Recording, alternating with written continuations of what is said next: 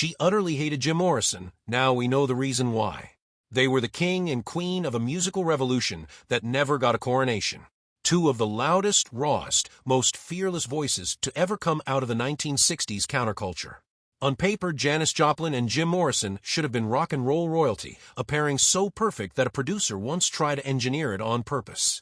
Instead, their story became something far stranger, a single, violent night that Janis Joplin never forgot and reportedly never forgave.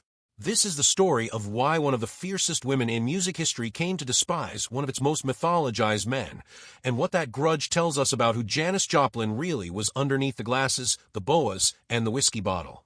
Before there was Jim Morrison, there was Port Arthur, Texas. Janis Lynn Joplin grew up in a town that prized conformity above almost everything else, and she was by nature and by choice incapable of blending in.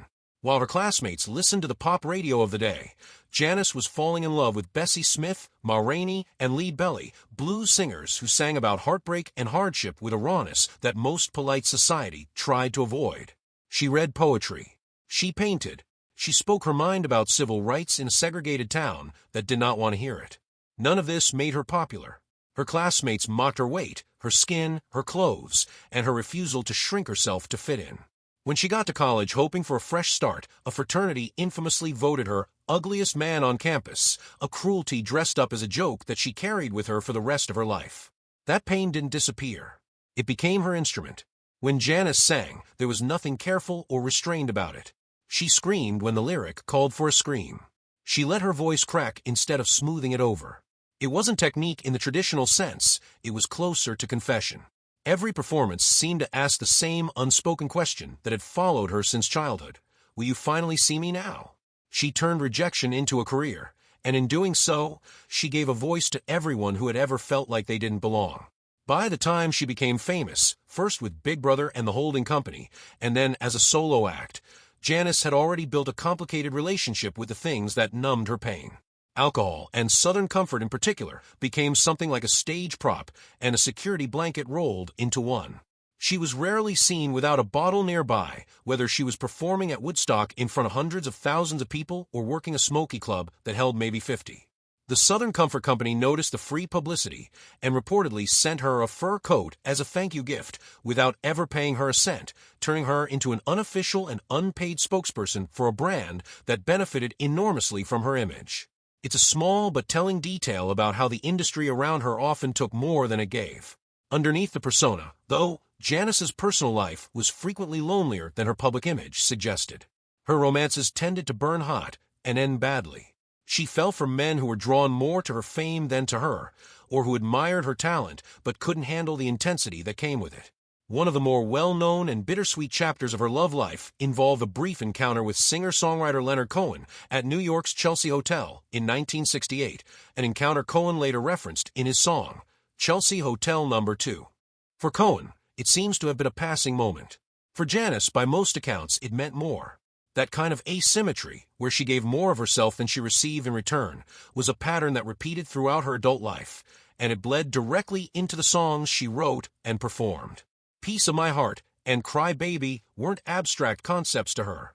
They were closer to diary entries set to a rhythm section. It's against this backdrop, an artist who had spent her entire life fighting to be taken seriously and to be left alone by people who wanted to use or belittle her, that her one real encounter with Jim Morrison has to be understood. The meeting was not an accident. It was arranged. Paul Rothchild, a producer who worked with both The Doors and with Janis, thought it would be almost mythic to bring the two of them together socially.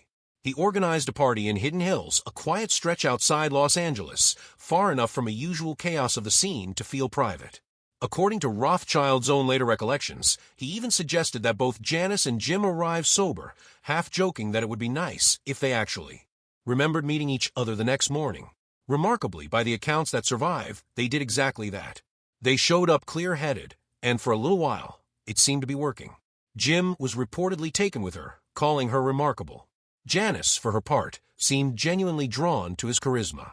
Two of the most magnetic performers of their generation, talking and laughing like ordinary people at a party. It didn't last. As the night wore on and the liquor started flowing, in Morrison's case, apparently in significant quantities, his behavior changed.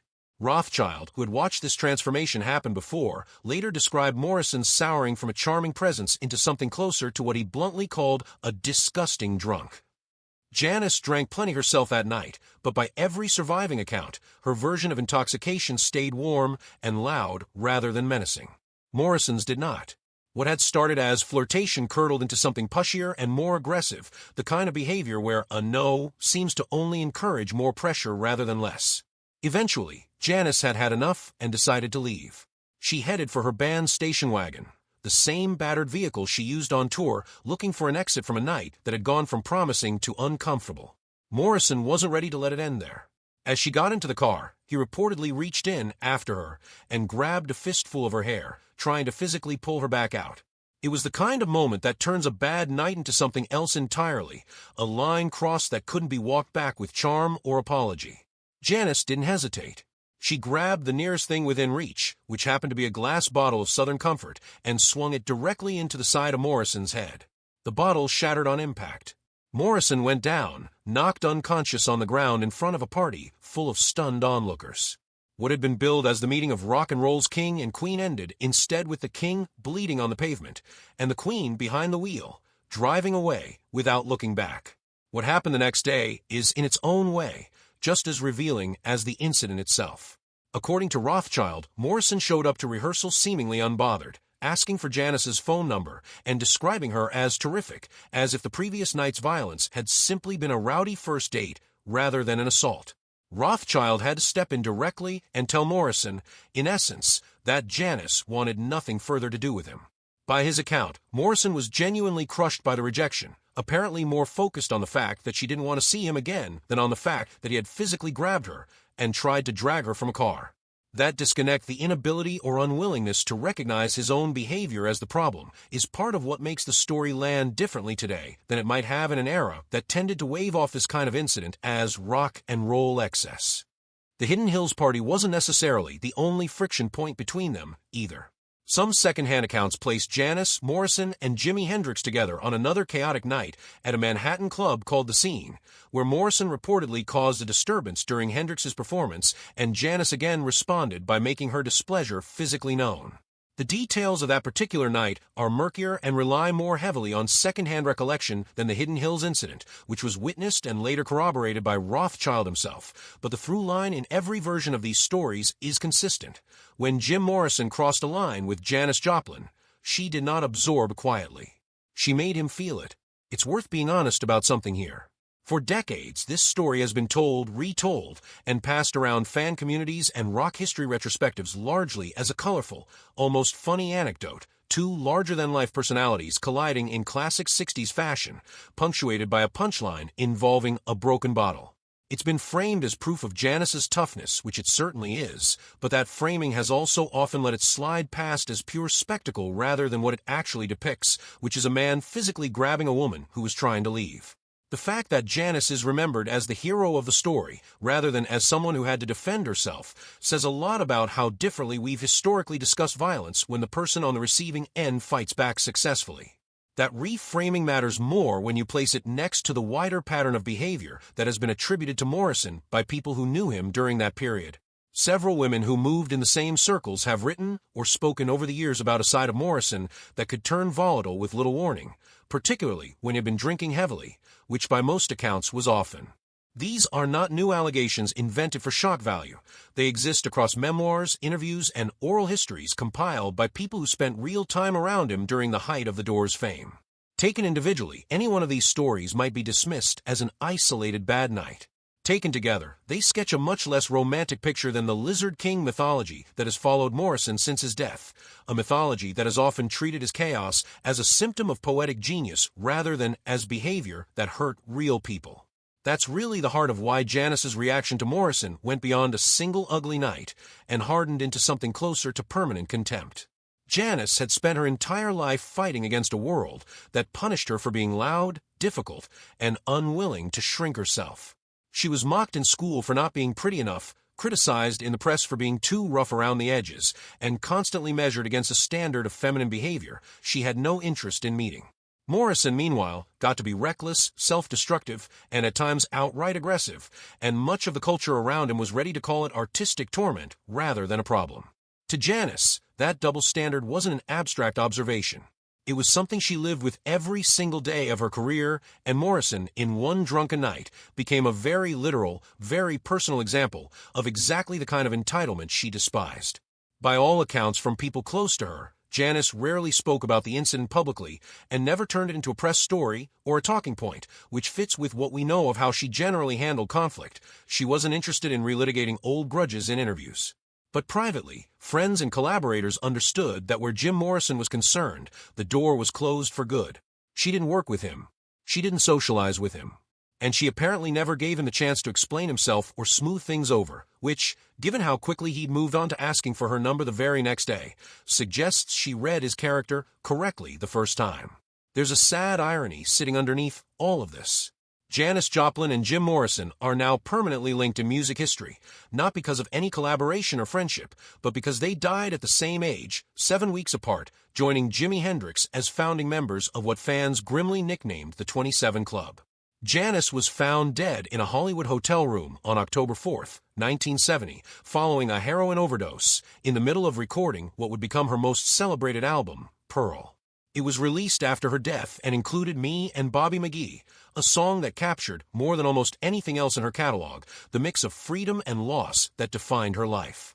Morrison died the following July in Paris. The two of them are now discussed in the same breath in nearly every retrospective about that era's tragic, self-destructive brilliance, despite the fact that Janis herself apparently wanted absolutely nothing to do with him after that night in Hidden Hills. It's tempting to see Janis Joplin purely through the lens of tragedy, as another casualty of fame, addiction, and an industry that chewed up its most vulnerable stars. But the story of that single, violent night with Jim Morrison pushes back against that narrative in an important way. Janis wasn't simply a victim waiting to happen. She was someone who, time and again, drew a hard line when she felt disrespected, whether that meant publicly telling off musicians who insulted people she loved, arguing with police officers who tried to shut down her performances, or picking up the nearest bottle when a man refused to take no for an answer. Her softness, the aching vulnerability that came through in her music, coexisted with a genuine willingness to fight back when it counted. That contradiction, the wounded girl from Port Arthur who never quite believed she was worthy of love, and the fearless performer who knocked out a rock legend for grabbing her hair, is really the whole story of Janis Joplin in miniature. She spent her life absorbing rejection and turning it into art, but she refused, at least in that one moment with Jim Morrison, to simply absorb it quietly. She hit back, literally, and then she walked away and never looked back. 50-plus years later, as more context comes to light about the kind of behavior that surrounded rock's most mythologized men, that decision looks less like a wild rock and roll anecdote and more like exactly what it was, a woman protecting herself, once and for all, from someone who never should have put his hands on her in the first place.